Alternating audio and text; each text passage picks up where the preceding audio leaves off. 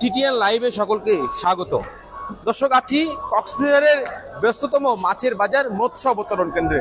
তবে ব্যস্ততম বলার পিছনে অনেক কারণ রয়েছে, কারণ এখানে আমরা প্রতিদিন ব্যস্ততা দেখতে পাই অবতরণ কেন্দ্রের এই ঘাটে। তবে আজকের চিত্র একেবারে ভিন্ন। পুরো পল্টন, আমার পিছনে যে পল্টন দেখছেন সেই পল্টনটি আসলে একেবারেই শূন্যতায় ভরপুর, নেই কোনো ব্যস্ততা।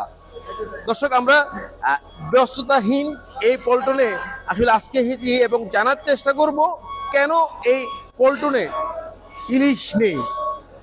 দর্শক, এখানে আমরা গত এক সপ্তাহ আগেও দেখেছি হাজার হাজার ইলিশ এখানে এসে ছিল এবং সেগুলো রপ্তানির উদ্দেশ্যে কক্সবাজার শহরের বিভিন্ন জায়গা এবং দেশের বিভিন্ন স্থানে রপ্তানির উদ্দেশ্যে নিয়ে যাওয়া হয়েছিল।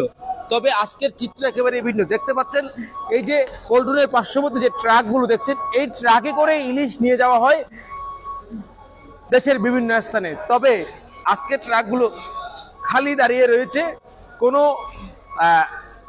ঝুড়িভর্তি ইলিশ এই ট্রাকের উপর নেই, সেটি আমরা একেবারে আপনাদেরকে দেখাতে পাচ্ছি। তবে ইলিশ নেই কেন, এই প্রশ্নটা আসলে প্রত্যেক মানুষের মনে। তবে অনেকে জানে, অনেকে জানে না। দর্শক, আমরা একটু জানতে চাই এখানকার একজনের সাথে, আসলে বর্তমান সময়ে এখানে ইলিশের শূন্যতা কেন? ইলিশের শূন্যতা হচ্ছে যে আপনার এই যে সিঙ্গেল উঠছে, এই ট্রলার সবগুলা চলে আসছে, বের হতে পারে নাই, এখন বের হচ্ছে, এই জন্য ইলিশের শূন্যতা। বের হলে মাছ নিয়ে চলে আসবে। কবে নাগাদ আসলে ইলিশ ধরা পড়তে পারে বলে আপনাদের ধারণা করছেন? হ্যাঁ, এখন ধরা পড়বে ইলিশ। এই যে ফাঁকা হচ্ছে, যে সিঙ্গেল উঠছে, সব ফিশিং বোট চলে আসছে ঘাটে। এখন কি রওনা করেছে কিনা? হ্যাঁ হ্যাঁ, রওনা করতেছে আর কি। এখন কয়েকটা চলে গেছে, আস্তে আস্তে সবগুলা চলে যাচ্ছে।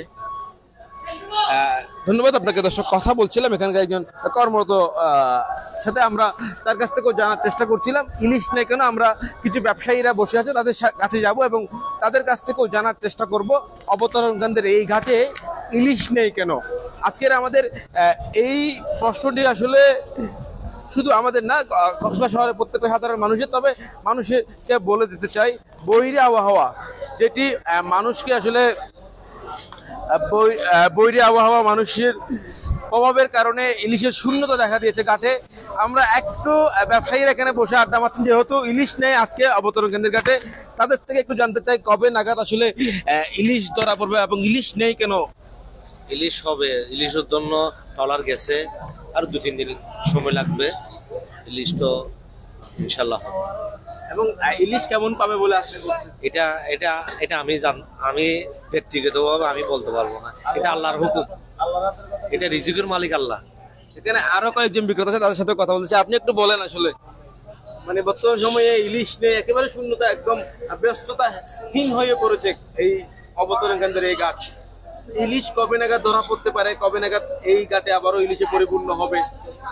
আসলে দীর্ঘদিন তো আপনার সাগরের বৈরতার জন্য বোট সাগরে ফিশিং করতে পারেন। আপনারা জানেন একটা মহা দুর্যোগ আছে, অনেকগুলো বোট সাগরে, কক্সবাজারের বোট, বাইরের বোট মারি গেছে, যার জন্য আপনার বোটগুলো গেছে। এখন ইলিশ সাথে যদি আল্লাহ সাগরের মধ্যে আবার ইলিশ জেলেদের জালে পড়ে, তাহলে আমরা আশাবাদী 2-4 দিনের মধ্যে ইলিশ পাবো। ধন্যবাদ আপনাদের। দর্শক, কথা বলছিলাম এখানকার যারা কর্মরত আছে, যারা দীর্ঘদিন যাবত এখানে ব্যবসায়ীরা আছে তাদের সাথে। তারা যেমনটা বলতে, আসলে বৈরী আবহাওয়ার যে প্রভাব, সেটি আসলে বৈরী আবহাওয়ার প্রভাবের কারণে অবতরণ কেন্দ্রে পল্টন একটি প্রভাব পড়েছে এবং পল্টনে ইলিশের শূন্যতা দেখা গেছে এবং সেজন্য ইলিশ শূন্য এই অবতরণ কেন্দ্র। এক কথায় বলতে গেলে বৈরী আবহাওয়ার কারণেই ইলিশ নেই এবং যে কক্সবাজারে গত 2 দিন আগে টানা ভারী বর্ষণ, সেটির প্রভাব পড়েছে অবতরণ কেন্দ্রের ঘাটে। আমরা সকাল থেকে অবতরণ কেন্দ্র ছিল আমাদের এক সহকর্মী এহসানুল হক, তার কাছ থেকেও জানতে চেষ্টা করব। আপনি তো প্রতি সপ্তাহের আগেও ইলিশ এখানে দেখেছেন, তবে বর্তমান এই সময়ে ইলিশের শূন্যতা কেন? বর্তমানে এই সময়, ধন্যবাদ রাহুল, বর্তমানে এই সময় ইলিশের শূন্যতার কারণ হলো বৈরী আবহাওয়ার কারণে। যেহেতু কোনো ট্রলারই সাগরে যেতে পারেনি এতদিন, সেজন্য মাছের খুবই স্বল্পতা ছিল। বর্তমানে আমরা দেখতে পেয়েছি সকাল থেকে অনেকগুলো ট্রলার গতকালকে এবং আজকে ঘাট ছেড়ে মাছের আহরণ উদ্দেশ্যে এখান থেকে ছেড়ে গিয়েছে। আর বিক্রেতারা, ব্যবসায়ীরা, মাঝিমাল্লারা সবাই আশা করছে হয়তো আগামী 2-3 দিনের ভিতরে কিছু কিছু ছোট যে ট্রলারগুলো আছে এগুলো তীরে ফিরে আসবে এবং মাছের যেই চাহিদা সেটা পূরণ হবে মানুষের। এবং দামের যে বৃদ্ধির কথা আপনি বলছেন, দামের এই বৃদ্ধিটাও যদি মাছ বেশি পরিমাণে সংখ্যক মাছ পাই তাহলে এই দামও কমে যাবে বলে তাদের ধারণা। তাছাড়া আরেকটি জিনিস যেটা আমরা বলতে চাই, ফিশারি ঘাটে মাছের স্বল্পতার কারণে আমরা সারাদিন বিভিন্ন বাজারে ছিলাম, খুচরা বাজারগুলোতে, বড় বাজার, বাহারচরা বাজার, তারপরে কালুর দোকান বাজার থেকে শুরু করে সকল বাজারে আমরা গিয়েছি, দেখেছি অল্প সংখ্যক মাছ সেখানে রয়েছে।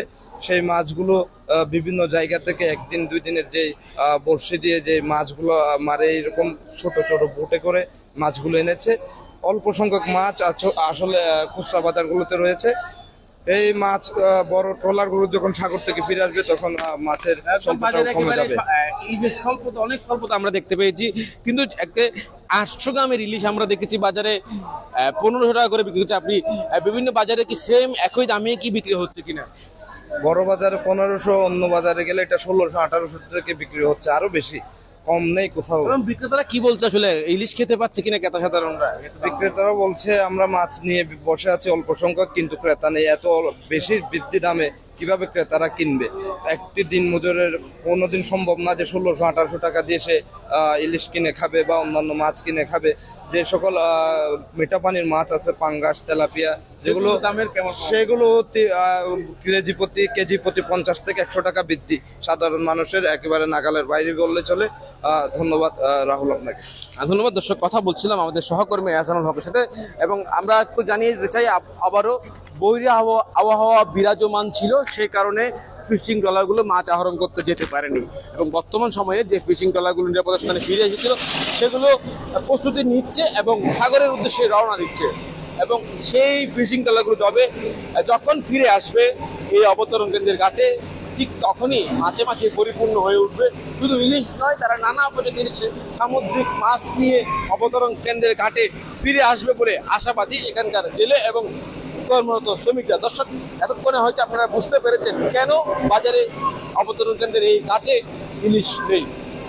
দর্শক, এতক্ষণ সাথে থাকার জন্য আপনাদেরকে অসংখ্য ধন্যবাদ।